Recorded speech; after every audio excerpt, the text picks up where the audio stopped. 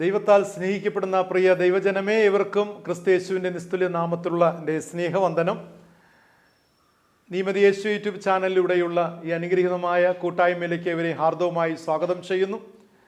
പുതിയ വർഷത്തിൻ്റെ രണ്ടാമത്തെ മാസത്തിൻ്റെ രണ്ടാമത്തെ ഞായറാഴ്ച ആരാധനയിൽ കടന്നു വന്നിരിക്കുന്ന ഇവരെയും ദൈവം സമൃദ്ധി അനുഗ്രഹിക്കട്ടെ എന്ന് ആത്മാർത്ഥമായി പ്രാർത്ഥിക്കുന്നു. കർത്താവ് നിങ്ങളെ അനുഗ്രഹിച്ച് കാക്കുമാറാകട്ടെ. വിശ്വാസത്തോടെ, പ്രാർത്ഥനയോടെ, പൂർണ്ണ ഹൃദയത്തോടെ, പൂർണ്ണ ആത്മാവിടെ, പൂർണ്ണ മനസ്സോടെ, പൂർണ്ണ ശക്തിയോടെ ദൈവത്തെ സ്നേഹിച്ചുകൊണ്ട് ആ സ്നേഹത്തോടെ ഈ ആരാധനയിലേക്ക് നമുക്ക് പ്രവേശിക്കാം. സകല ഭൂവാസികളുമായുള്ളവരെ യഹോവയ്ക്ക് ആർപ്പിടുവിൻ, സന്തോഷത്തോടെ യഹോവയെ സേവിപ്പിൻ, സംഗീതത്തോടെ അവിടുത്തെ സന്നിധിയിൽ വരുവിൻ. യഹോവ തന്നെ ദൈവമെന്നറിവിൻ, അവൻ നമ്മെ ഉണ്ടാക്കി, നാം അവനുള്ളവർ ആകുന്നു. കണ്ണുകളടയ്ക്കാം, നമ്മുടെ ദൈവത്തോട് പ്രാർത്ഥിക്കാം. എല്ലാ നാളിലും ഞാൻ നിങ്ങളോട് കൂടെയുണ്ടെന്ന് അരുളിച്ചെയ്ത് കൃപയോടെ ഞങ്ങളെ കരം പിടിച്ച് കാത്തു പരിപാലിച്ചു വഴി നടത്തുന്ന സ്വർഗീയ പിതാവാം ഞങ്ങളുടെ നല്ല ദൈവമേ, അനുഗ്രഹിക്കപ്പെട്ട ഈ നല്ല പ്രഭാത വിളയ്ക്കായി സ്തോത്രമപ്പ. ഒരാഴ്ചക്കാലം ദൈവം ഞങ്ങളോട് കൂടിരുന്നു. ഒരു പുതിയ ആഴ്ചയിലേക്ക് ഞങ്ങൾ പ്രവേശിക്കുന്നു. അതിന്റെ മധ്യഭാഗത്ത് നാഥ, കഴിഞ്ഞ നാളുകൾ നടത്തിയ ദൈവത്തെ മഹത്വീകരിപ്പാനും സ്തുതിപ്പാനും അങ്ങയ്ക്ക് സ്തുതി സ്തോത്രങ്ങൾ അർപ്പിച്ചുകൊണ്ട് കർത്താവെ, പുതിയ ആഴ്ചയിലേക്ക് വേണ്ടിയുള്ള ശക്തി സംഭരിക്കുവാൻ ദൈവത്തിന്റെ പരിശുദ്ധാത്മാവ് തിരുകൃപയാൽ ഞങ്ങൾ സഹായിക്കുന്നോർത്ത് സ്തോത്രം. ഈ ആരാധന പങ്കുചേർന്നിരിക്കുന്ന അവിടുത്തെ എല്ലാ മക്കളെയും യേശുവേ അവിടുത്തെ ത്രിയേക നാമത്തിൽ അടിയൻ അനുഗ്രഹിച്ച് ആശീർവദിക്കുന്നു. കർത്താവിന്റെ കരം അവിടുത്തെ മക്കളോട് കൂടിയിരിക്കട്ടെ. കൃപയും ബലപ്പെടുത്തണമേ, ശക്തീകരിക്കണമേ. ഈ ആരാധനയുടെ ആദിയോടെ തിരുസാന്നിധ്യം നൽകി ഞങ്ങൾ അനുഗ്രഹിച്ച് വഴി നടത്തുമാറാകണമെന്ന് യേശു രക്ഷിതാവിന്റെ നാമത്തിൽ പ്രാർത്ഥിക്കുന്നു. പ്രാർത്ഥന കേൾക്കണം സ്വർഗീയ നല്ല പിതാവേ. ആമീൻ, ആമീൻ, ആമീൻ. സങ്കീർത്തനം 103 1 മുതൽ 10 വരെയുള്ള വാക്യങ്ങൾ നമുക്കെല്ലാവർക്കും ചേർന്ന് വായിക്കാം. സങ്കീർത്തന പുസ്തകം 103 1 മുതൽ 10 വരെയുള്ള വാക്യങ്ങൾ നമുക്കെല്ലാവർക്കും ചേർന്ന് വായിക്കാം. എൻ മനമേ യഹോവയെ വാഴ്ത്തുക, എൻ്റെ സർവാന്തരംഗവുമേ അവൻ്റെ വിശുദ്ധ നാമത്തെ വാഴ്ത്തുക.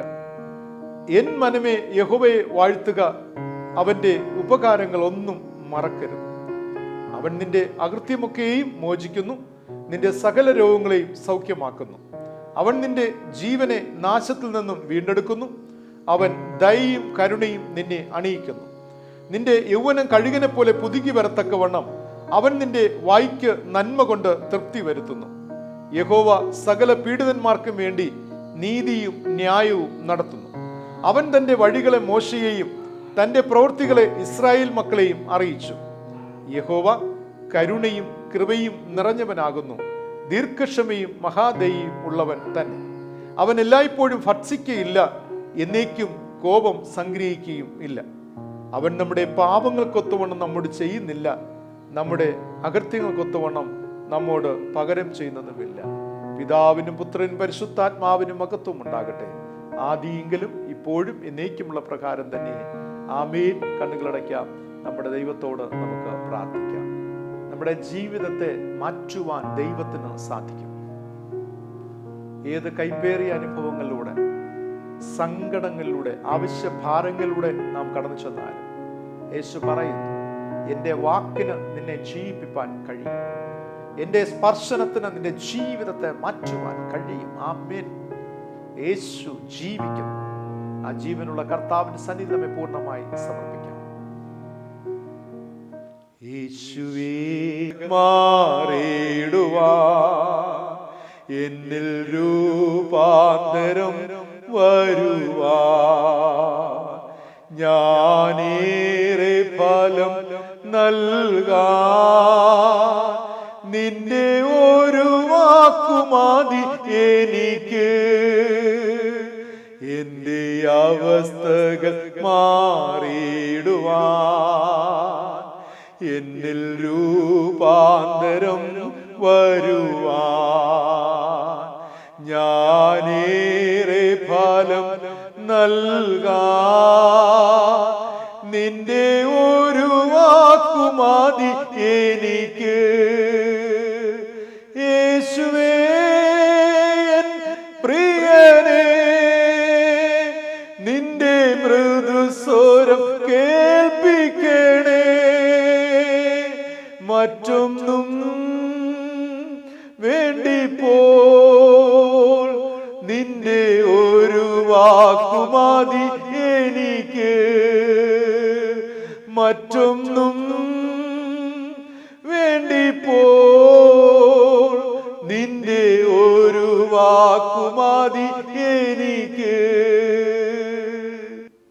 നന്ദി കർത്താവേ, നന്ദിയോടെ സ്തുതിക്കുന്നു പിതാവേ. അങ്ങയുടെ ഒരു വാക്ക് കർത്താവേ, ഒരു സ്പർശനം കർത്താവേ, ഞങ്ങളുടെ ജീവിതത്തെ മാറ്റുവാൻ ശക്തിയുള്ളതെന്ന് തിരുവചനം പഠിപ്പിക്കുമ്പോൾ സ്വർഗീയ പിതാവാം ദൈവമേ, ത്രിയേക ദൈവത്തെ ആരാധിച്ചുകൊണ്ട് മഹത്വീകരിച്ചുകൊണ്ട് കർത്താവേ, ഞങ്ങളുടെ ജീവിതങ്ങളെ തൃപ്പാദപീഠത്തിലേക്ക് ഞങ്ങൾ സമർപ്പിക്കുന്നു കർത്താവേ.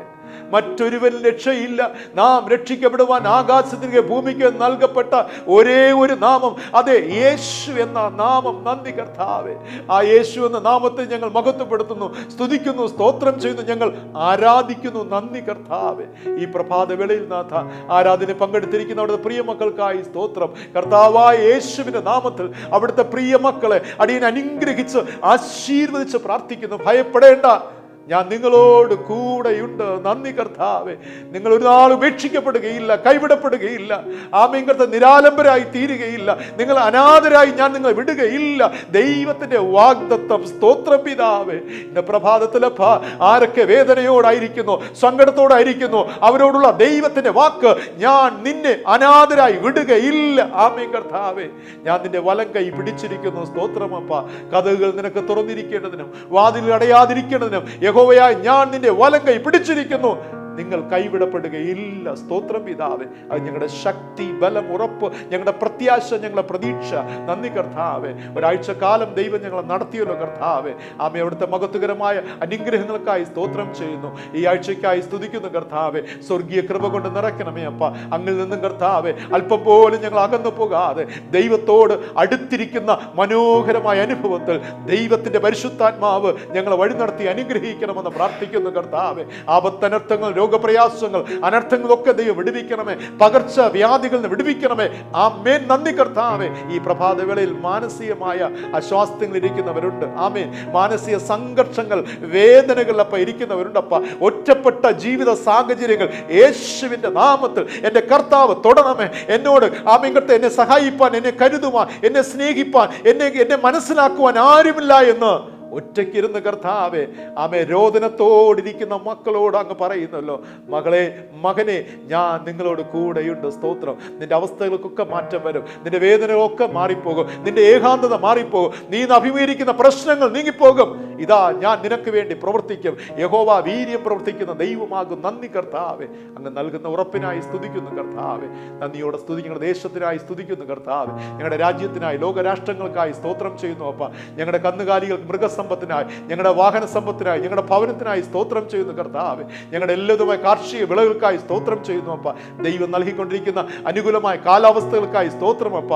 ആമേൻ കർത്താവ്, കഠിനമായ ആമേൻ ചൂടിന്റെ അനുഭവത്തിൽ നിന്നൊക്കെ ഞങ്ങളുടെ ദേശത്തെ വിടുവിക്കണമേ. കർത്താവിന്റെ സമാധാനം എല്ലാ ഹൃദയങ്ങളിലും വാഴട്ടെ കർത്താവേ. എല്ലാ ജനങ്ങളും കർത്താവിലേക്ക് തിരിയട്ടെ കർത്താവേ. പകർച്ചവ്യാധിയുടെ അനുഭവങ്ങൾ കർത്താവേ, എത്രയോ അനർത്ഥങ്ങൾ വന്നു. ആമേ, ഇതൊക്കെ കർത്താവേ ആമേ അടയാള സൂചകങ്ങൾ, ദൈവത്തിലേക്ക് തിരിയുവാനുള്ള അടയാളങ്ങളാകുന്നു, മുന്നറിയിപ്പുകളാകുന്നു കർത്താവേ.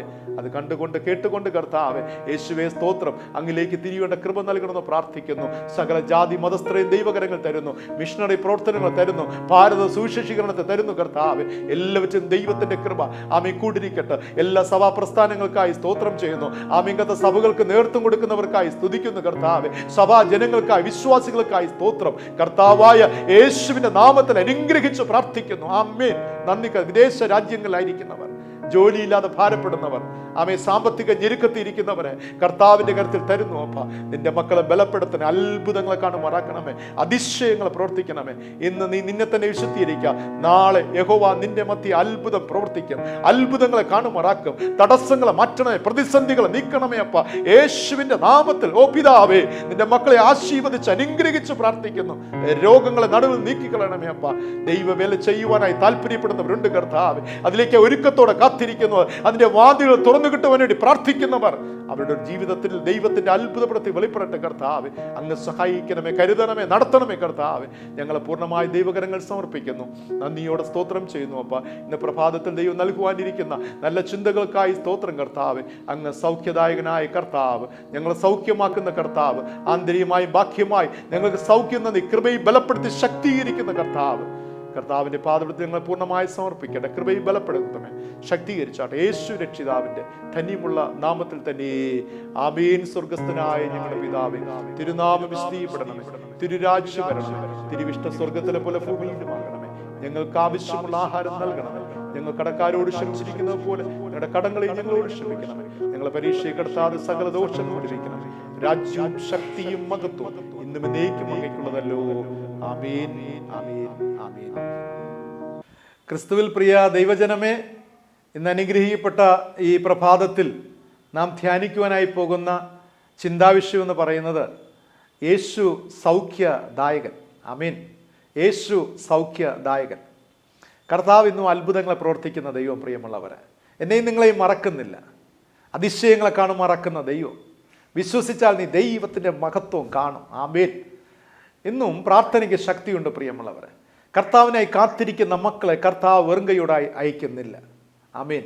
എല്ലാ കാലത്തും ദരിദ്രനെ കുപ്പയിൽ നിന്ന് ഉയർത്തുന്ന ദൈവം, ക്ഷീണിച്ചിരിക്കുന്നവരെ ബലപ്പെടുത്തുന്ന കർത്താവ്, തളർന്നിരിക്കുന്ന മനസ്സുകളെ അനുഗ്രഹകരമായ രീതിയിൽ ബലപ്പെടുത്തി പരിപോഷിപ്പിച്ചു ക്രിസ്തുവിൻ്റെ വചനങ്ങളാൽ സമ്പുഷ്ടമാക്കി ഓരോ നാളും നടത്തുന്ന ദൈവം.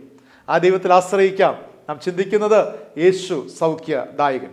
ഇതിന് ആധാരമായി എടുത്തിരിക്കുന്ന തിരുവചന വേദഭാഗം വിശുദ്ധ യോഹന്നാൻ എഴുതിയ സുവിശേഷം 9-ാം അധ്യായം 1 മുതൽ 7 വരെയുള്ള വാക്യങ്ങളെ ആസ്പദമാക്കിയാണ് ഇന്നത്തെ സന്ദേശം നാം കേൾക്കുവാനായിട്ട് പോകുന്നത്. ഈ ഭാഗം വായിക്കുമ്പോൾ പിറവിയിലെ കുരുടനായ ഒരു മനുഷ്യനെ കുറിച്ച് പ്രതിപാദിച്ചിരിക്കുകയാണ്.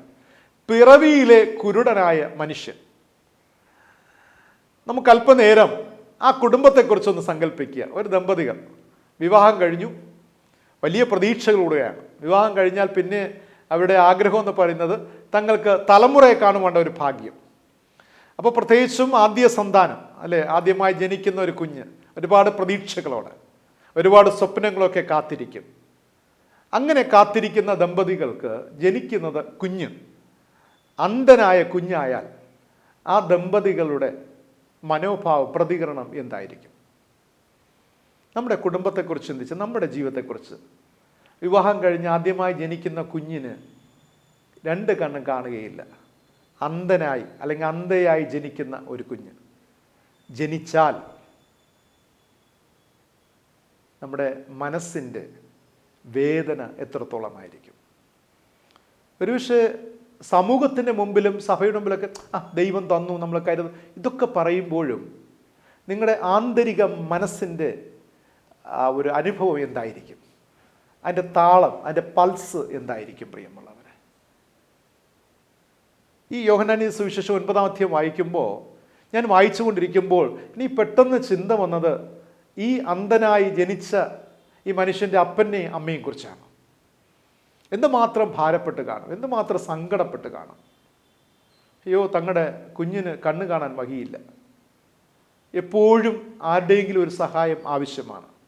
ഭക്ഷണം കൊടുക്കുവാനും, ഈ കുഞ്ഞ് വളർന്നപ്പോൾ അതിനെ കുളിപ്പിക്കുവാനും, വസ്ത്രമിട്ട് കൊടുക്കുവാനും, ഈ കുഞ്ഞിന് ഒരു ഭാഗത്തുനിന്ന് ഒരടിയെങ്കിലും ചലിക്കണമെങ്കിൽ ഒരാളുടെ സഹായം ആവശ്യം. ഇനി ഈ കുഞ്ഞിന് തുടർന്ന് സഹോദരങ്ങൾ ഉണ്ടെങ്കിൽ അവരുടെ സങ്കടം എന്തായിരിക്കും? ഒന്ന് ചിന്തിച്ച് നോക്കുക പ്രിയമുള്ളവർ.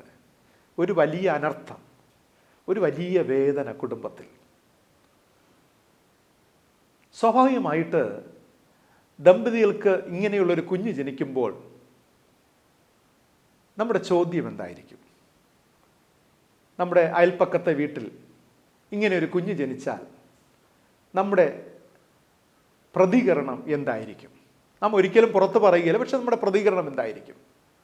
നാം ഒരു പക്ഷേ ഇപ്രകാരം പറയും, അപ്പനും അമ്മയും ചെയ്ത പാപമായിരിക്കാം. പെട്ടെന്ന് നമുക്ക് ചിന്തിക്കും, ഇവൻ പണ്ട് യുവാവായിരുന്നപ്പോഴേ ഇവൻ ഇങ്ങനെയുള്ളവനായിരുന്നു, അതുകൊണ്ടാണ് ഇവൻ ഇങ്ങനെയുള്ള കുഞ്ഞ് ജനിച്ചത്. അല്ലെങ്കിൽ ഇവൾ അന്ധന്മാരെ, കണ്ണ് കണ്ടുകൂടാത്തവരെയൊക്കെ പരിഹസിച്ചിട്ടുണ്ട്. അതുകൊണ്ടായിരിക്കാം ഇങ്ങനെ ഒരു കുഞ്ഞ് ലഭിച്ചത് എന്നൊക്കെ ഒരു പക്ഷേ പറഞ്ഞേക്കാം. അല്ലെങ്കിൽ പൂർവ്വജന്മത്തിൽ, നാട്ടുനടപ്പ് പ്രകാരം മുൻജന്മത്തിൽ ഈ കുഞ്ഞെന്താണ് എന്തെങ്കിലും ഒരു അല്ലെങ്കിൽ ഈ കുഞ്ഞ് മറ്റേതെങ്കിലും ഒരു വ്യക്തിയായിരുന്നു, അപ്പോൾ ഒരുപാട് പാപം ചെയ്ത് കാണും. അതുകൊണ്ടായിരിക്കും ഈ ജന്മത്തിൽ ഇവൻ അന്ധനായി കുരുടനായി പിറന്നത്. ഇനി ഒരു ചിന്ത, അതോ ഈ കുഞ്ഞ് ഉദരത്തിൽ വച്ച് തന്നെ എന്തെങ്കിലും തെറ്റ് ചെയ്ത് കാണുമോ, കള്ളം ചെയ്ത് കാണുമോ? അല്ലെ, അങ്ങനെയൊക്കെ ചിന്തിച്ചേക്കാം. അല്ലെങ്കിൽ ഈ കുഞ്ഞിനെ ഉദരത്തിൽ വകച്ചു കൊണ്ടിരുന്നപ്പോൾ അപ്പൻ്റെയും ജീവിതത്തിൽ എന്തെങ്കിലുമൊക്കെ തെറ്റുകൾ സംഭവിച്ചിട്ടുണ്ടോ? അതുകൊണ്ടായിരിക്കുമോ? ഒക്കെ ഒരുപാട് പ്രഡിക്ഷൻസ് നമ്മുടെ മനസ്സിലുള്ള ഒരു ചോദ്യങ്ങൾ, സംശയങ്ങൾ, ചില ധാരണകൾ, സങ്കല്പങ്ങൾ ഒക്കെ നമുക്കുണ്ടാകാം. ഇതേ സംശയങ്ങളും സങ്കല്പങ്ങളും തന്നെയാണ് കർത്താവായ യേശുവിനോടൊപ്പം സഞ്ചരിച്ച ശിഷ്യന്മാരുടെ ജീവിതത്തിൽ ഉണ്ടായിരുന്നത്. കർത്താവായ യേശു ക്രിസ്തുവിന്റെ വഴിയാത്രയിൽ പിറവിയിലെ അന്ധനായ മനുഷ്യനെ കണ്ടുമുട്ടുമ്പോൾ ശിഷ്യന്മാർ ചോദിച്ച ചോദ്യമാണ്, ഇവൻ കുരുടനായി പിറക്കത്തക്കവണ്ണം എന്താണ് കാരണം? ഇവൻ ചെയ്ത പാപമോ ഇവൻ്റെ അപ്പന്മാർ ചെയ്ത പാപമോ? എന്നെ കേൾക്കുന്ന പ്രിയ ദൈവജനമേ, ഇന്നും ഈ കാലഘട്ടത്തും ആധുനിക കാലഘട്ടം തികച്ചും വ്യത്യസ്തമല്ല. എൻ്റെയും നിങ്ങളുടെയും കുടുംബ ജീവിതത്തിൽ ഒരു അനർത്ഥം വരുമ്പോൾ, ഒരു തകർച്ച വരുമ്പോൾ, വേർപാടുകൾ വരുമ്പോൾ, സാമ്പത്തിക നഷ്ടം വരുമ്പോൾ, കടഭാരം വരുമ്പോൾ, രോഗം വരുമ്പോൾ, ജോലി നഷ്ടമാകുമ്പോൾ, കുടുംബത്തിൽ അസമാധാനം രൂപപ്പെടുമ്പോൾ, എന്തുകൊണ്ട് എനിക്ക് മാത്രം, എൻ്റെ കുടുംബത്തിന് മാത്രം, എൻ്റെ മക്കൾക്ക് മാത്രം, എൻ്റെ മാതാപിതാക്കൾക്ക് മാത്രം ഈ അവസ്ഥ എന്ന് 1000 തവണ ചോദ്യചിഹ്നമായി നിങ്ങളുടെ മനസ്സുകൾ ഉയരുമ്പോൾ, പ്രിയമുള്ളവരെ ചിന്തിക്കുക, ഒരു ചെറിയ ചോദ്യം, എന്തുകൊണ്ട് ഇത് സംഭവിച്ചു? എന്തുകൊണ്ട് സംഭവിച്ചു? പലപ്പോഴും ഉത്തരമില്ലാത്ത ചോദ്യങ്ങളാണ്. ഉത്തരമില്ലാത്ത ചോദ്യങ്ങൾ. ഒരു വീട്ടിൽ പെട്ടെന്നൊരു അപകടം മരണം സംഭവിക്കുന്നു, ഒരു അനർത്ഥം സംഭവിക്കുന്നു. നമ്മുടെ ജീവിതത്തിൽ നന്നായിരുന്ന ഒരു കുടുംബം, ഒരു ദാമ്പത്യം, അല്ലെങ്കിൽ മക്കൾ പെട്ടെന്ന് വഴിതെറ്റുന്നു, ഒരുപാട് പ്രയാസങ്ങൾ ഏർപ്പെടുന്നു, അല്ലെങ്കിൽ ബിസിനസ് പെട്ടെന്ന് ഡള്ളാകുന്നു. What will be the reason? എന്തായിരിക്കും റീസൺ? ഇതിൻ്റെ അകത്തട്ടിലൂടെ നമുക്ക് അല്പനേരം സഞ്ചരിക്കുവാൻ പോവുകയാണ്. നമ്മൾ അകക്കണ്ണുകളൊന്ന് തുറന്നു നോക്കാം. എന്താണ് വേദപുസ്തകം ഇതിനെക്കുറിച്ച് പറയുന്നത്? ഒന്നാമത്തെ എൻ്റെ ചിന്ത എന്ന് പറയുന്നത് യെശയ്യാ പ്രവചന പുസ്തകം 45-ാം അധ്യായം 7-ാമത്തെ വാക്യമാണ്. അപ്പോൾ ഈ ചിന്ത, ഇതിൽ ധ്യാനത്തിൽ പങ്കെടുക്കുമ്പോൾ ചിന്തിക്കുക, എന്തുകൊണ്ട് ഇങ്ങനെയുള്ള കാര്യങ്ങൾ ദൈവ മക്കളുടെ ജീവിതത്തിൽ സംഭവിക്കുന്നു? ഇത് നാം ഈ ചോദ്യം മനസ്സിൽ വെച്ചുകൊണ്ട് വേണം നാം തുടർന്ന് ധ്യാനിക്കുവാനായിട്ട് പോകുന്നത്. അപ്പോൾ യെശയ്യാ 45:1 ഇപ്രകാരം പറയുന്നു, 7 ഇപ്രകാരം പറയുന്നു, ഞാൻ പ്രകാശത്തെ നിർമ്മിക്കുന്നു, അന്ധകാരത്തെയും സൃഷ്ടിക്കുന്നു, ഞാൻ നന്മയെ ഉണ്ടാക്കുന്നു, ഞാൻ തിന്മയെയും സൃഷ്ടിക്കുന്നു, യഹോവയായ ഞാൻ ഇതൊക്കെയും ചെയ്യുന്നു. 2020 ഒക്ടോബർ മാസം 31-ാം തീയതി ദൈവത്തിൻ്റെ പരിശുദ്ധാത്മ എന്നോട് വളരെ പേഴ്സണലായിട്ട് സംസാരിച്ച ഒരു ചാപ്റ്ററാണ് യെശയ്യാ 45-ാം അധ്യായം. എൻ്റെ 7-ാമത്തെ വാക്യമാണ്. എല്ലാ ദിവസവും ഞാൻ ഈ പോർഷൻ വായിക്കാറുണ്ട്. ഇത് പുസ്തകം പറയുന്നു, ഒന്നാമത്തെ ചിന്ത, സകലവും സൃഷ്ടിക്കുന്ന ദൈവം. ആമേൻ. സകലവും സൃഷ്ടിക്കുന്ന ദൈവം. ഈ ലോകത്തിൻ്റെ സകല സൃഷ്ടികളും ദൈവത്താലാകുന്നു. പ്രിയമുള്ളവരെ, ഇതിനർത്ഥം ദൈവം അറിയാതെ ഈ ലോകത്തൊന്നും സംഭവിക്കുന്നില്ല എന്ന് മനസ്സിലാക്കുക. ദൈവം അറിയാതെ എൻ്റെയും നിങ്ങളുടെ ജീവിതത്തിൽ ഒന്നും സംഭവിക്കുന്നില്ല. എല്ലാം ദൈവത്തിൻ്റെ അറിവോടുകൂടെ മാത്രമേ സംഭവിക്കുന്നുള്ളൂ. ഒരു സ്കൂൾ കുട്ടി പരീക്ഷയ്ക്ക് വേണ്ടി ഒരുങ്ങുകയാണ്. ഒരു സ്കൂൾ ക്ലാസ് റൂമിൽ ക്ലാസ് ടെസ്റ്റ് നടക്കുകയാണ്, യൂണിറ്റ് ടെസ്റ്റ് നടക്കുകയാണ്, ഹാഫ് ഇയർലി എക്സാം നടക്കുകയാണ്, ഫൈനൽ ഇയർ എക്സാം നടക്കുകയാണ്. അപ്പോൾ പരീക്ഷ എന്ന് പറയുമ്പോൾ കുട്ടികളെ സംബന്ധിച്ച് ഒരുപാട് ആശങ്കയാണ്. തൊട്ടടുത്തിരിക്കുന്ന കുട്ടി ഒരുപാട് പഠിച്ചുകൊണ്ടിരിക്കുന്ന കാണുമ്പോൾ മനസ്സിലൊരു വല്ലാത്തൊരു ചൂട് അനുഭവപ്പെടും, ഒരു ടെൻഷൻ, വല്ലാത്തൊരു അസ്വസ്ഥ അനുഭവപ്പെടും. ശ്രദ്ധിക്കുക, ഈ അസ്വസ്ഥതകൾ അനുഭവിക്കുമ്പോഴും ഈ പരീക്ഷകൾ ഈ കുഞ്ഞുങ്ങൾക്കുണ്ടാകുന്നത് ടീച്ചർ അറിയാതെ, ക്ലാസ് ടീച്ചറോ ആ സബ്ജക്റ്റിൻ്റെ ടീച്ചറോ അറിയാതെ ഒരിക്കലും പരീക്ഷകൾ വരുന്നില്ല. ചുരുക്കത്തിൽ അധ്യാപകൻ അറിയാതെ ഒരു കുട്ടിക്ക് പരീക്ഷ നൽകപ്പെടുന്നില്ല. ആമേൻ. ഒരു കർഷകനെ പരിശോധിക്കുക. ഒരു നെൽപ്പാടത്ത് കൃഷി, അവൻ രാവിലെ മുതൽ അധ്വാനിക്കുകയാണ്. ഒരു ജോലിക്കാരൻ കഷ്ടപ്പെടുകയാണ്. അപ്പോൾ അവൻ പറഞ്ഞു, അയ്യോ എനിക്ക് സഹിക്കുന്നില്ല, ചൂട്, വെയിൽ, ഇതെല്ലാം ഇങ്ങനെ അവൻ സഹിക്കുകയാണ്. പക്ഷെ അവൻ ഈ കഷ്ടം അനുഭവിക്കുമ്പോൾ ആ ഉടമസ്ഥൻ അറിയാതെ അവൻ അവിടെ അധ്വാനിക്കേണ്ടി വരുന്നില്ല. ഉടമസ്ഥൻ അറിയുന്നു. കാരണം അവനെ നിയോഗിച്ചാക്കിയത് ആരാണ്? അന്ന് പാടത്ത് പണി ചെയ്യുവാൻ ഈ കർഷകനെ നിയോഗിച്ചാക്കിയത് ആ പുരയിടത്തിൻ്റെ ഉടമസ്ഥനാകുന്നു, ആ നിലത്തിൻ്റെ ഉടമസ്ഥനാകുന്നു. നമുക്ക് ഏവർക്കും അറിയാം, സ്വർണ്ണ കഷ്ണങ്ങൾ, ഈ സ്വർണ്ണ കഷ്ണങ്ങൾ തീയിലിട്ട് ഉരുക്കുകയാണ്. ചൂടാക്കി അതിനെ ഉരുക്കി അതിനെ പ്രഹരമേൽപ്പിച്ച് അതിനെ ചില മെഷീനിലൂടെ കടത്തിവിട്ട് അരച്ച്, അപ്പോൾ ഈ പാടുകളൊക്കെ ഈ സ്വർണ്ണ കഷ്ണങ്ങൾ അനുഭവിക്കുകയാണ്. ചിന്തിക്കുക, സ്വർണ്ണ പണിക്കാരൻ അറിയാതെ ഈ സ്വർണം ഒരിക്കലും വേദന അനുഭവിക്കുന്നില്ല എന്ന് മനസ്സിലാക്കുക. ഞാൻ എന്താണ് ഞാൻ എന്താണ് പറയാൻ ഉദ്ദേശിച്ച കാര്യം നിങ്ങൾക്ക് മനസ്സിലായി കാണാം. പ്രിയമുള്ളവരെ, ഒരു സ്കൂൾ ടീച്ചർ അറിയാതെ, ഒരു പുരയിടത്തിൻ്റെ ഉടമസ്ഥൻ അറിയാതെ, അല്ലെങ്കിൽ സ്വർണ്ണപ്പണിക്കാരൻ അറിയാതെ ഇതൊന്നും സംഭവിക്കുന്നില്ല എങ്കിൽ വേദപുസ്തകം പറയും, നമ്മുടെ ജീവിതത്തിലെ വേദനകൾ അത് നല്ലതായാലും തീയതായാലും അത് ദൈവത്താൽ സൃഷ്ടിക്കപ്പെട്ടത്, ദൈവത്താൽ നിയമിക്കപ്പെട്ടത് എന്ന് നാം മനസ്സിലാക്കണമെന്നുള്ളതാണ്. അതാണ് തിരുവചനം നമ്മെ ഈ പ്രഭാതത്തിൽ ഓർപ്പിക്കുന്നത്. ഇവിടെ നാം മനസ്സിലാക്കേണ്ടുന്നത്, പരീക്ഷ എഴുതിയ ഒരു കുട്ടിയെ, പരീക്ഷ എഴുതിക്കൊണ്ടിരിക്കുന്ന കുട്ടിയെ അധ്യാപകൻ കാണുന്നുണ്ടെങ്കിൽ, നിലത്തിൽ അധ്വാനിച്ചുകൊണ്ടിരിക്കുന്ന ഒരു ജോലിക്കാരനെ ആ നിലത്തിൻ്റെ ഉടമസ്ഥൻ കാണുന്നുണ്ടെങ്കിൽ, അല്ലെങ്കിൽ സ്വർണ്ണ കഷ്ണങ്ങൾ ചതഞ്ഞരയുമ്പോൾ അതിൻ്റെ പണിക്കാരൻ കാണുന്നുണ്ടെങ്കിൽ മനസ്സിലാക്കുക, അതൊക്കെ അവരുടെ നിയോഗമാണ്. പ്രിയരെ, മനസ്സിലാക്കുക, നമ്മുടെ ഹൃദയം വേദനിക്കുമ്പോൾ, നാം സ്വയം ഉരുകുമ്പോൾ, നാം തകർക്കപ്പെടുമ്പോൾ നമ്മെ കാണുന്ന ഒരു ദൈവമുണ്ട്. ആമേൻ. എന്നെയും നിങ്ങളെയും കാണുന്ന ഒരു ദൈവമുണ്ട്. നാം പലപ്പോഴും ചിന്തിക്കാറുണ്ട്, ദൈവം ഒന്നും കാണുന്നില്ല. അല്ല പ്രിയമുള്ളവരെ, നാം തകരുമ്പോഴും വേദനപ്പെടുമ്പോഴും സങ്കടങ്ങളിലൂടെ ചെല്ലുമ്പോഴൊക്കെ അത് കാണുന്ന ഒരു ദൈവമുണ്ട്, ജീവനുള്ള ദൈവം. കാരണം ഈ വേദനകൾ നൽകപ്പെടുന്നത് ദൈവത്തിൻ്റെ നിയോഗമാകും. അതൊക്കെ ദൈവത്തിൻ്റെ നിയോഗമാണ് നമ്മുടെ ജീവിതത്തിൽ. അതേ പ്രിയമുള്ളവരെ, സകലതും ദൈവത്താൽ സൃഷ്ടിക്കപ്പെടുന്നു എന്നുള്ളതാണ്. കാരണം വായിച്ച വേദഭാഗത്തിൽ ഇപ്രകാരം പറഞ്ഞിരിക്കുന്നു, ഞാൻ പ്രകാശത്തെ നിർമ്മിക്കുന്നത് ഞാനാണ്, ഇരുട്ടിനെ സൃഷ്ടിക്കുന്നതും ഞാനാണ്. നന്മയെ ഉണ്ടാക്കുന്നവൻ ഞാനാണ്, തിന്മയെ സൃഷ്ടിക്കുന്ന ദൈവവും ഞാനാണ്. ഇതിനപ്പുറം എന്തുണ്ട് പ്രിയമുള്ളവരെ? ദൈവം നമ്മോട് പറയുകയാണ്, ഇതൊക്കെ ഈ ലോകത്ത് വരുന്ന ദൈവമാണ്. അതുകൊണ്ട് തന്നെ പ്രിയമുള്ളവരെ, അതിൽ സന്തോഷിക്കുവാനായി പറയുകയാണ്. സൃഷ്ടിതാവിൽ സന്തോഷിക്കുക, കാരണം സകലവും ദൈവത്താൽ സൃഷ്ടിക്കപ്പെടുന്നു എന്നുള്ളത്. രണ്ടാമത്തെ ചിന്ത, യോഹന്നാൻ എഴുതിയ സുവിശേഷം 9-ാം അധ്യായം അതിൻ്റെ 3-ാമത്തെ വാക്യത്തിൽ, ദൈവപ്രവൃത്തി അവങ്കൽ വെളിപ്പെടേണ്ടതിന് അത്രേ എന്ന് രേഖപ്പെടുത്തിയിരിക്കുകയാണ്. അതായത് ഇതെന്തുകൊണ്ട് സംഭവിച്ചു എന്ന് ശിഷ്യന്മാർ യേശുവിനോട് ചോദിക്കുമ്പോൾ ഗുരുനാഥൻ ശിഷ്യഗണത്തോട് പറയുകയാണ്, ഇവനോ ഇവൻ്റെ അമ്മയപ്പന്മാരോ ചെയ്ത പാപങ്ങളോ പൂർവജന്മ ദോഷങ്ങളൊന്നുമല്ല, മറിച്ച് ദൈവത്തിൻ്റെ പ്രവൃത്തി ഇവനിൽ വെളിപ്പെടണം. ആമേൻ. ദൈവത്തിൻ്റെ പ്രവൃത്തി ഇവനിൽ വെളിപ്പെടണം. ഇവിടെയാണ് എന്താണ് നാം ജനിക്കുന്നതിന് മുമ്പേ നമ്മെ പേർ ചൊല്ലി വിളിച്ച ദൈവം, നമ്മെ അറിയുന്ന ദൈവം. അപ്പോൾ ഇവനെക്കുറിച്ച് ദൈവത്തിനൊരു പദ്ധതി ഉണ്ടായിരുന്നു. ഇവൻ അന്ധനായി ജനിക്കുന്നതിന് ദൈവത്തിനൊരു പദ്ധതി ഉണ്ടായിരുന്നു. അങ്ങനെയെങ്കിൽ രണ്ടാമത്തെ ചിന്ത, തിരശീലയ്ക്ക് പിന്നിലെ ദൈവം. ആമേൻ. തിരശീലയ്ക്ക് പിന്നിലെ ദൈവം.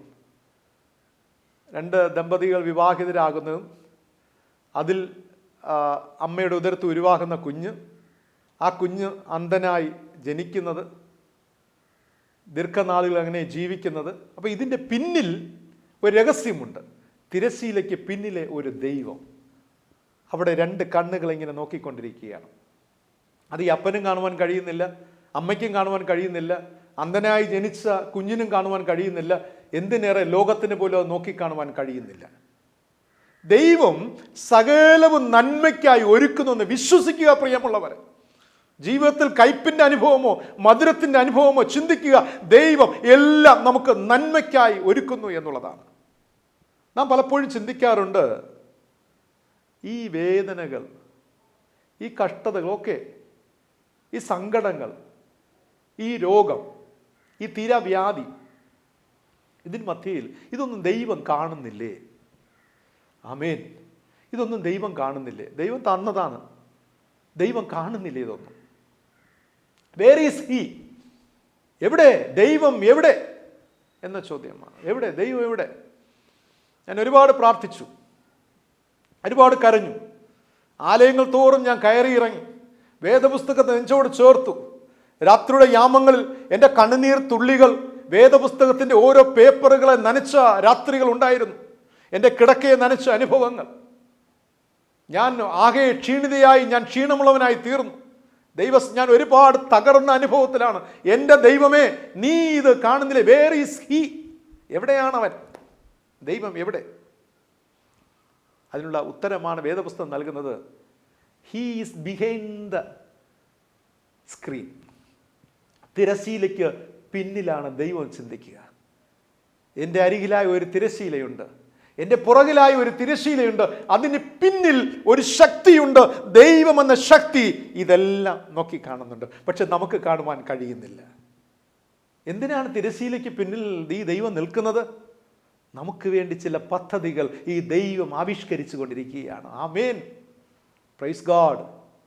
എനിക്കും നിങ്ങൾക്കും വേണ്ടി ചില പദ്ധതികൾ, മുന്നോട്ടുള്ള ജീവിതത്തിന് ആവശ്യമായ ചില പദ്ധതികൾ എനിക്കും നിങ്ങൾക്കും നമ്മുടെ മക്കൾക്കും വേണ്ടി ദൈവം ഒരുക്കിക്കൊണ്ടിരിക്കുന്നു. എത്ര പേർ വിശ്വസിക്കുന്നു? ആമേൻ. യേശു സൗഖ്യദായകൻ, തിരശീലയ്ക്ക് പിന്നിലെ ദൈവം. ബൈബിൾ ഒരുപാട് ഉദാഹരണങ്ങൾ നൽകുന്നുണ്ട്. ജോസഫ് വിശുദ്ധൻ, ശരിയായ ജീവിതത്തിൽ നടക്കുന്ന, ദൈവത്തെ സ്നേഹിച്ചവൻ, ചെയ്യുന്ന കാര്യത്തിലൊക്കെ വളരെ കൃത്യനിഷ്ഠയോട് ചെയ്യുന്നവൻ. എന്ത് സംഭവിച്ചു? ജോസഫിൻ്റെ ജീവിതത്തിൽ ഒരുപാട് സ്വപ്നങ്ങൾ ലഭിച്ചു.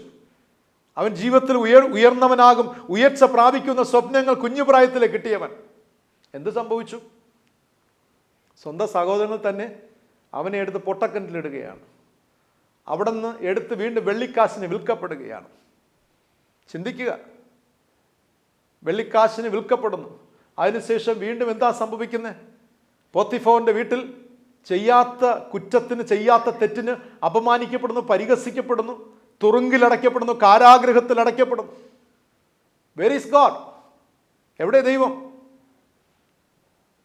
ഇത്രയും വർഷത്തെ തൻ്റെ ജീവിത അനുഭവത്തിൽ ദൈവം എവിടെ? അവൻ നീതിമാനായിരുന്നു, അവൻ്റെ ജീവിതത്തിൽ, ജോസഫിൻ്റെ ജീവിതത്തിൽ തെറ്റില്ലായിരുന്നു. എവിടെ ദൈവം? എവിടെ?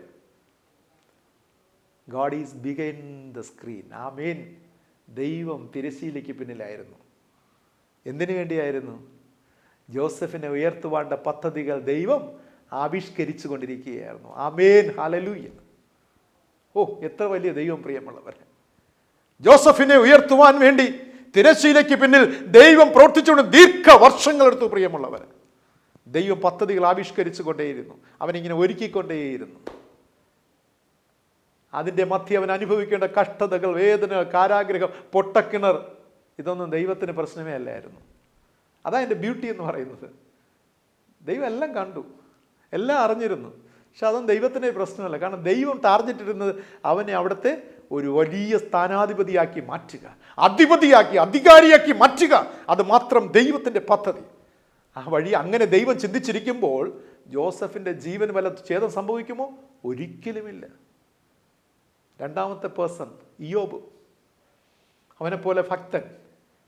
ഓ, എത്ര ഭക്തിയുള്ള മനുഷ്യൻ! ഇയ്യോബിനെ കുറിച്ച് നമുക്ക് എല്ലാവർക്കും അറിയാം. ഞാനത് കൂടുതൽ വിശദീകരിക്കുന്നില്ല, സമയം നഷ്ടപ്പെടുത്തുന്നില്ല.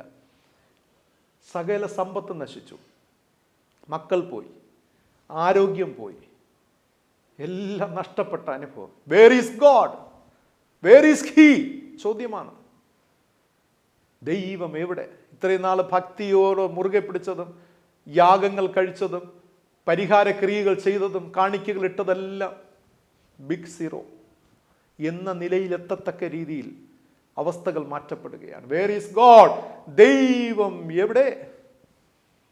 പ്രിയമുള്ള ദൈവജനമേ, ആ കഷ്ടതകളൊന്നും ദൈവത്തെ കാണുവാനായിട്ട് ഇയ്യോബിന് കഴിഞ്ഞില്ല. ജോസഫിന്റെ കഷ്ടതകൾ ജോസഫിന് ദൈവത്തെ കാണുവാൻ കഴിഞ്ഞില്ല. ഇയ്യോബിന്റെ കഷ്ടതകളുടെ നടുവിൽ ദൈവത്തെ കാണുവാൻ ഇയ്യോബിന് കഴിഞ്ഞില്ല. മനസ്സിലാക്കുക, എവിടെയായിരുന്നു ഈ ദൈവം?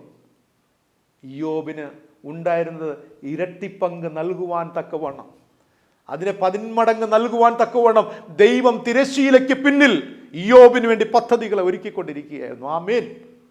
ആ ദൈവത്തെ ആരാധിക്കുന്നത്, ആ ദൈവത്തെ നാം വിളിക്കുന്നത്. He's creating something. എന്നെ കേൾക്കുന്ന പ്രിയ ദൈവജനം, ദാനിയേലിന്റെ ജീവിതം നോക്കുക. ഇത് തന്നെയാണ് നമുക്ക് കാണുവാൻ സാധിക്കുന്നത്. കർത്താവായ യേശുവിൻ്റെ ജീവിതം നോക്കുക. ആ ക്രൂശ് മരണത്തിലെ കഷ്ടതകൾ നോക്കിയേ.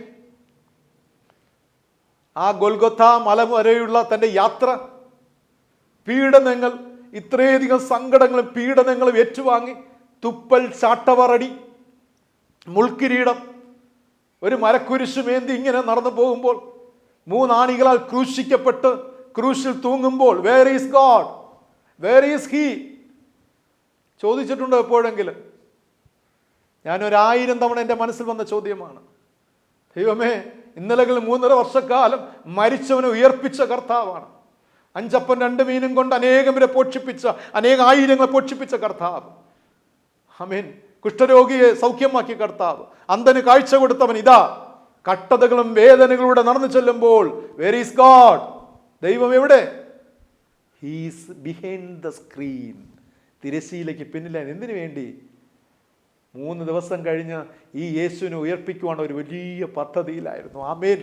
ഒരു വലിയ പദ്ധതിയിലായിരുന്നു നമ്മുടെ ദൈവം. പ്രിയമുള്ളവരെ നോക്കുക, തിരശ്ശീലയ്ക്ക് പിന്നിലെ ദൈവം നമുക്ക് വേണ്ടി വലിയവ ഒരുക്കുന്നു. പ്രിയമുള്ളവരെ, കഷ്ടതയുടെ ശേഷം ജീവന ദോഷം വരുവാൻ, പ്രിയമുള്ളവർ, കഷ്ടതയ്ക്ക് ശേഷം നമ്മുടെ ജീവിതത്തിൽ ഒരു വലിയ അനുഗ്രഹം വരുവാൻ ദൈവം വലിയ ഒരുക്കിക്കൊണ്ടിരിക്കുകയാണ്.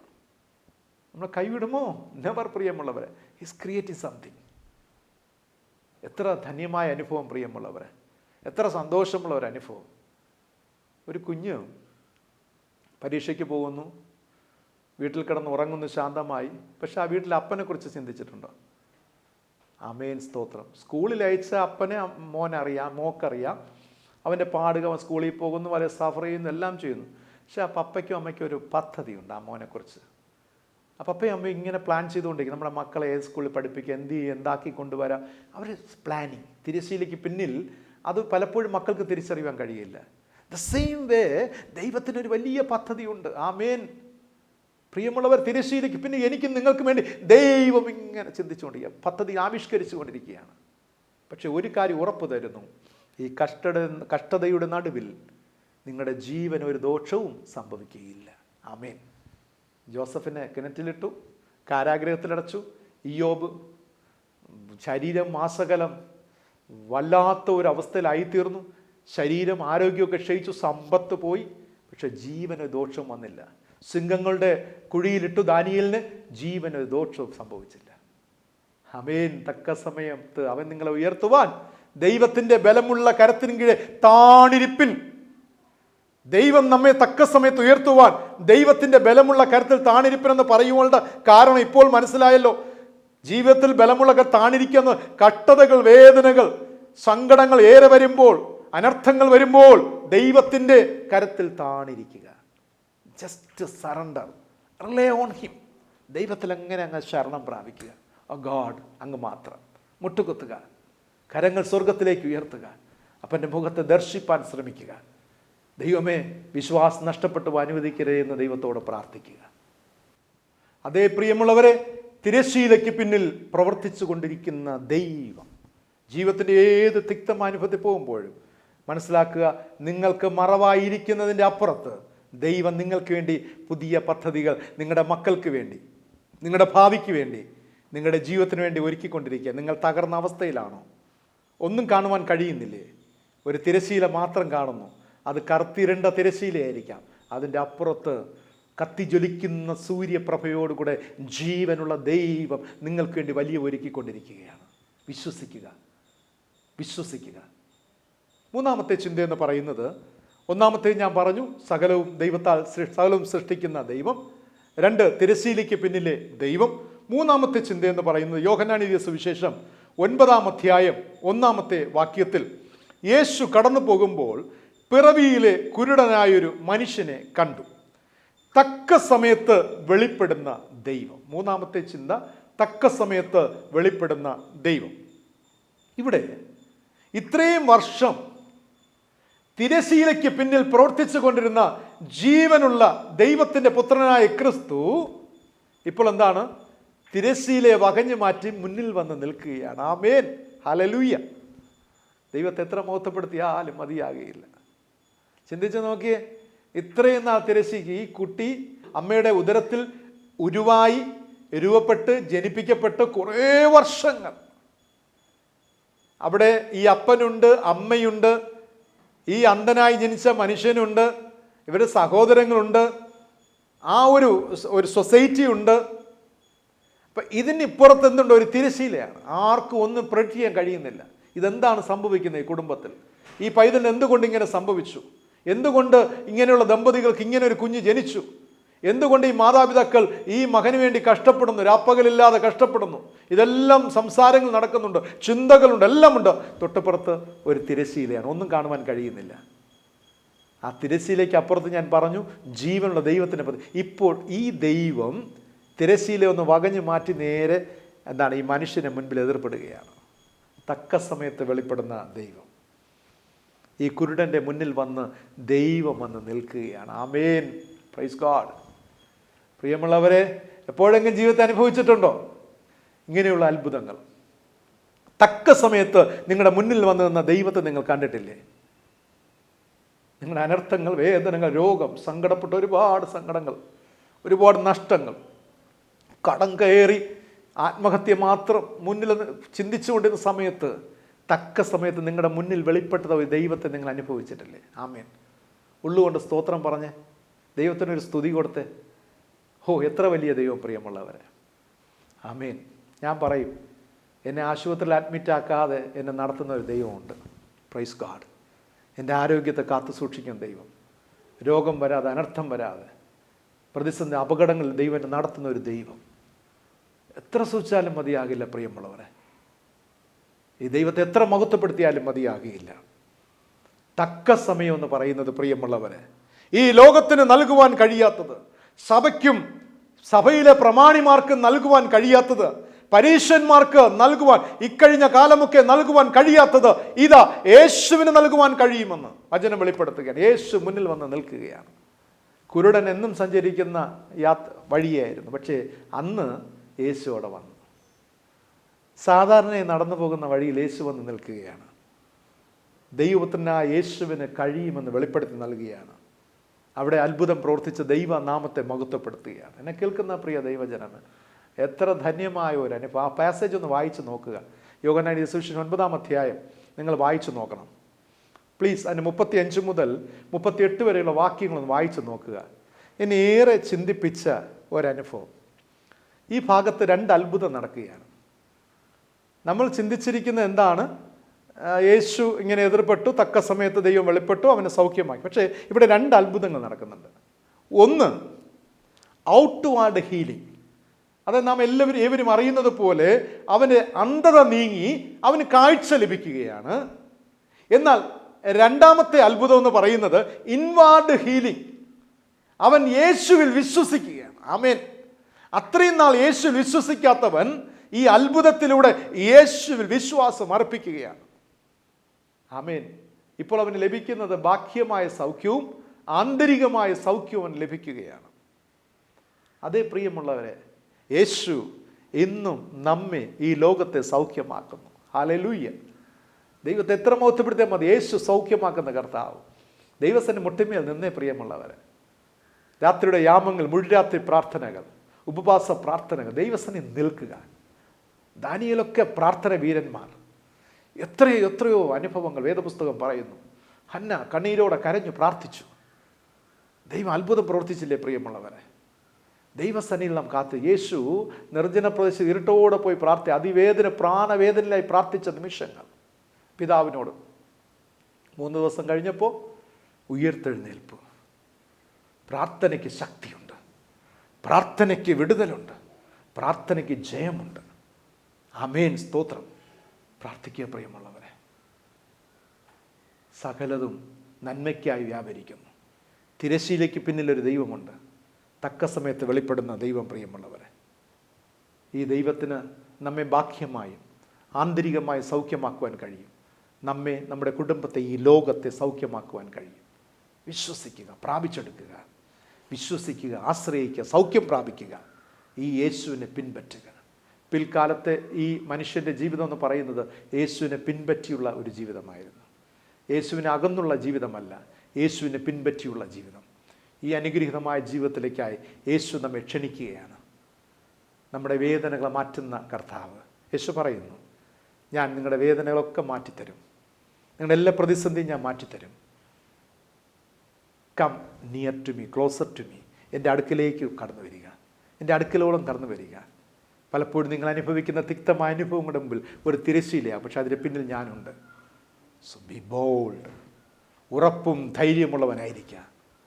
നിങ്ങളെ തന്നെ വിശുദ്ധീകരിക്കും. കഷ്ടതയുടെ നടുവിലും നിങ്ങളെ തന്നെ വിശുദ്ധീകരിപ്പിൻ.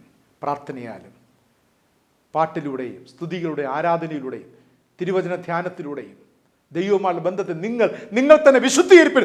നാളെ ദൈവം നിങ്ങളുടെ മുന്നിൽ വന്ന് നിൽക്കുന്ന ഒരു സമയമുണ്ട്. എവിടെ നിന്ദിക്കപ്പെട്ടുവോ, എവിടെ അപമാനിക്കപ്പെട്ടുവോ, അവിടെ നിങ്ങളെ തലയെ ഉയർത്തുമാറാക്കുന്ന ദൈവം. എവിടെ നിങ്ങൾക്ക് എന്ത് നഷ്ടമായോ അത് തിരികെ നൽകുന്ന ഒരു ദൈവമുണ്ട്. 10 മടങ്ങ് ദൈവം പിന്നെ തരുന്നത് 10 മടങ്ങാണ്. നാം ചിന്തിക്കാത്ത വഴികളിൽ, നാം ഇതുവരെയും വിചാരിച്ചിരിക്കാത്ത വഴികളിൽ ദൈവം നമ്മെ നടത്തും. പ്രിയമുള്ളവരെ, വിശ്വസിക്കുക. ആമേൻ. എല്ലാ മഹത്വവും നമ്മുടെ യേശുവിന്. പ്രിയം, എല്ലാ മഹത്വവും യേശുവിന്. ഈ ലോകത്ത് നമ്മെ ഏറ്റവും കൈവിടാത്ത ദൈവം ക്രിസ്തു മാത്രമേ ഉള്ളൂ. പ്രിയമുള്ളവരെ, ആരൊക്കെ നമ്മുടെ കൂടെ ഉണ്ടെങ്കിലും ദൈവത്തെ പോലെ, യേശുവിനെ പോലെ ആരുമില്ല. ആമേൻ. സ്വർഗത്തിലും ഭൂമിയിലും ഈ യേശുവിനെ പോലെ ആരുമില്ല. യേശുവെ പോലാരുമില്ല, യേശുവെ പോലാരുമില്ല, യേശുവെ പോലാരുമില്ല, യേശുവെ പോലാരുമില്ല. സ്വർഗത്തിലും ഭൂമിയിലും നിനക്ക് തുല്യനായ, സ്വർഗത്തിലും ഭൂമിയിലും നിനക്ക് തുല്യനായ കർത്താവേ, ദേവന്മാരിൽ നിനക്ക് തുല്യനായ, സ്വർഗത്തിലും ഭൂമിയിലും നിനക്ക് തുല്യനായ യേശുവെ പോൽ ആരുമില്ല. പ്രിയമുള്ളവരെ, യേശുവിനെ പോലെ യേശു മാത്രം. ആമേൻ. ആ യേശുവിനെ 2 കരങ്ങൾ ഉയർത്തി ദൈവത്തെ സ്തുതിക്കാമോ, മഹത്വപ്പെടുത്താമോ? യേശുവേ, അങ്ങ് വലിയവൻ, അങ്ങ് വലിയവൻ, രാജാതിരാജാവ്. യേശുവേ, അങ്ങ് രാജാതിരാജാവ്, കർത്താതി കർത്താവ്. അങ്ങേ മഹത്വപ്പെടുത്തുന്നു കർത്താവ്. അങ്ങേ സ്തുതിക്കുന്നു, ആരാധിക്കുന്നു, സ്തുതി സ്തോത്രങ്ങൾ അർപ്പിക്കുന്നു. ആ ദൈവത്തിൻ്റെ അടുക്കലോളം ചെല്ലാമോ പ്രിയമുള്ളവരെ? എവിടെയെങ്കിലും നാം ദൈവത്തെ തെറ്റിദ്ധരിച്ചിട്ടുണ്ടെങ്കിൽ, എവിടെയെങ്കിലും നമുക്ക് തെറ്റുപറ്റി പോയിട്ടുണ്ടെങ്കിൽ, ഈ ദൈവത്തെ നാം അവിശ്വസിച്ചിട്ടുണ്ടെങ്കിൽ, ഈ ദൈവത്തെ പിന്മാറിപ്പോയിട്ടുണ്ടെങ്കിൽ, ഇപ്പോൾ ഏത് പുസ്തകം വന്നു? Come back to the king. രാജാവായ ക്രിസ്തുവിലേക്ക് മടങ്ങി വരിക. കഷ്ടതകൾ കണ്ട്, വേദനകൾ കണ്ട്, ഒരിക്കലും മാറാത്ത തീരാ ദുഃഖം, പിറവിയിലെ കുരുടനെ പോലത്തെ അനുഭവത്തിൽ ദീർഘവർഷങ്ങൾ നിങ്ങളായിരുന്നു എങ്കിൽ, അവിടെയൊക്കെ എവിടെയെങ്കിലും നിങ്ങൾ തെറ്റിപ്പോയിട്ടുണ്ടെങ്കിൽ, വിശ്വാസത്തിന്റെ തീഷ്ണത കുറഞ്ഞു പോയെങ്കിൽ, പ്രാർത്ഥനാ ജീവൻ നഷ്ടപ്പെട്ടു പോയിട്ടുണ്ടെങ്കിൽ, യേശു പറയുന്നു, come back to the king. രാജാവായ ക്രിസ്തുവിലേക്ക് മടങ്ങി. കാരണം യേശുവിനെ പോലെ ഈ ലോകത്ത് ആരുമില്ല. യേശു മാത്രം വലിയവൻ. ദൈവത്തിൻ്റെ അടുക്കലോളം ചെല്ലാമോ പ്രിയമുള്ളവരെ? കണ്ണുകളടയ്ക്കാം, ദൈവത്തോട് പ്രാർത്ഥിക്കാം. സ്വർഗത്തിന് ഭൂമിക്ക് നാഥനായിരിക്കുന്ന സ്വർഗീയ പിതാവാം നല്ല ദൈവമേ, അനുഗ്രഹിക്കപ്പെട്ട ഈ നല്ല പ്രഭാത വിളയ്ക്കായി സ്തോത്രം. അങ്ങേപ്പോൾ അങ്ങ് മാത്രമേ ഉള്ളൂ കർത്താവ്. അങ്ങേപ്പോൾ മറ്റാരും ഈ ലോകത്തില്ല. നന്ദി കർത്താവേ. യേശുവിനെ പോലെ ഞങ്ങളുടെ യേശു മാത്രമപ്പ. പിതാവെ, അങ്ങ് ഞങ്ങൾ സ്നേഹിക്കുന്നു, ആരാധിക്കുന്നു, മഹത്വപ്പെടുത്തുന്നു. സ്വർഗീയ പിതാവാം നല്ല ദൈവമേ, നൽകിയ നല്ല ചിന്തകൾക്കായി സ്തോത്രം അപ്പ. നല്ലൊരു പ്രചോദനത്തിനായി സ്തോത്രം. പരിശുദ്ധാത്മാവ് ഞങ്ങളെ പ്രചോദനം ചെയ്തു കർത്താവെ. ഒരു പ്രത്യേക അനുഭവത്തിലൂടെ ദൈവം വഴി നടത്തലോ സ്തുതിക്കുന്നു അപ്പ. കർത്താവ് ഞങ്ങൾ നടത്തണമേ, പരിപാലിക്കണമേ അപ്പ. അങ്ങേ വിട്ട് ഞങ്ങൾ ഒരിക്കലും അകന്നു പോകാതെ. ആമേൻ, സ്തോത്രം. യോബ് പറഞ്ഞതുപോലെ അങ്ങയെക്കുറിച്ച് ഒരു അറിവ് മാത്രമേ എനിക്കുണ്ടായിരുന്നുള്ളൂ. ഈ ഇപ്പോൾ ഞാൻ എൻ്റെ കണ്ണാൽ കാണുന്നു. ആമേൻ. കഷ്ടതയിൽ ഞാൻ എൻ്റെ കണ്ണാൽ കാണുന്നു എൻ്റെ കർത്താവിനെ. ആമേൻ. സ്തോത്രം. പലപ്പോഴും അങ്ങയെക്കുറിച്ചുള്ള ഒരു അറിവിലാണ് ഞങ്ങൾ ജീവിക്കുന്നത്. അപ്പ വേണ്ടനാഥ, ഞങ്ങളുടെ കണ്ണുകൊണ്ട് അങ്ങയെ കാണട്ടെ കർത്താവ്. ആമേൻ. സകലവും സൃഷ്ടിക്കുന്ന ദൈവം, തിരശ്ശീലയ്ക്ക് പിന്നിലെ ദൈവം, തക്ക സമയത്ത് വെളിപ്പെടുന്ന ദൈവം, ആ ദൈവത്തെ ഞങ്ങൾ സ്നേഹിക്കുന്നു, ആരാധിക്കുന്നു, മഹത്വപ്പെടുത്തുന്നു. വരുന്ന ഒരാഴ്ചക്കാലം അവിടെ ഞങ്ങളോട് കൂടിയിരിക്കണം. നീമതി യേശു എന്ന യൂട്യൂബ് ചാനൽ പ്രവർത്തിക്കുന്ന ഞങ്ങളുടെ സഹോദരങ്ങൾക്കായി, ഇവിടെ കുടുംബങ്ങൾക്കായി സ്തോത്രം. യേശുവിന്റെ നാമത്തിൽ അവരെ അനുഗ്രഹിച്ച് പ്രാർത്ഥിക്കുന്നു. കർത്താവിന്റെ കൃപ അവരോട് കൂടിയിരിക്കട്ടെ. നന്ദി കർത്താവ്. ഈ സന്ദേശം എല്ലാവർക്കും ബ്ലെസ്സിംഗ് ആക്കി അങ്ങ് തീർക്കുന്നവർക്ക് സ്തോത്രം. യേശു രക്ഷിതാവിന്റെ ധന്യമുള്ള നാമത്തിൽ തന്നെ ആമേൻ. വിശ്വാസത്തോടെ ആശീർവാദം കൈക്കൊള്ളും. നമ്മുടെ കർത്താവും രക്ഷിതാവുമായ യേശു മിശിഹായുടെ കൃപ, പിതാവായ ദൈവത്തിന്റെ സ്നേഹം, പരിശുദ്ധാത്മാവാം ദൈവത്തിന്റെ കൃപ, അനുഗ്രഹം, നന്മ നിങ്ങൾ എല്ലാ പേരോടും ഇന്നും വന്നു സദാകാലം കൊണ്ടിരിക്കുമാറാകട്ടെ. ആമേൻ, ആമേൻ, ആമേൻ. പ്രിയരെ, നാം തിരുവനന്തപുരത്ത് കേട്ടതുപോലെ യേശു സൗഖ്യദായകൻ. ഈ കർത്താവിന്റെ കരം പിടിച്ച് നമുക്ക് മുന്നേറിച്ചെല്ലാം. ഒരിക്കലും ക്രിസ്തുവിനോട്ട് അകന്നിരിക്കരുത്, കർത്താവിനോട് ചേർന്നിരിക്കാം. ഈ വരുന്ന ഒരാഴ്ചക്കാലം മുഴുവനും കർത്താവ് നമ്മെ കൃപയാൽ, തൻ്റെ കൃപയാൽ അനുഗ്രഹിച്ച് കാക്കുമാറാകട്ടെ. Thank you.